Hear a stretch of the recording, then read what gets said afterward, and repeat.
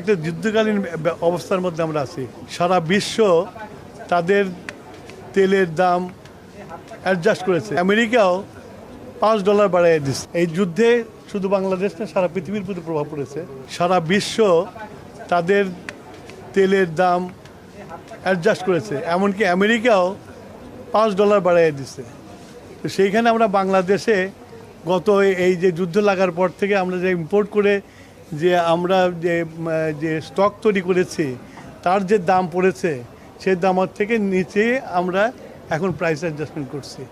এটা করতে বাধ্য হয়েছি আমরা, কেননা এটা বৈদেশিক মুদ্রাতে কিনতে হয় এবং সেটা যাতে কিছু বেরিয়ে আমরা স্বর্ণীয় লেভেলে থাকতে পারি সেই ব্যবস্থা করেছে। ধন্যবাদ। এখনো ভর্তুকি কত দিতে হচ্ছে? আপনি বললেন যে নিচে সমন্বয় করেছে, তাহলে এখনো কেমন ভর্তুকি দিতে হচ্ছে? ভর্তুকি এখনো আছে।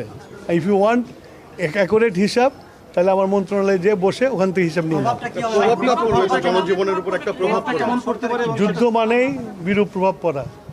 এই যুদ্ধে শুধু বাংলাদেশ না, সারা পৃথিবীর প্রতি প্রভাব পড়েছে। আমাদের উপর সেই প্রভাব আছে।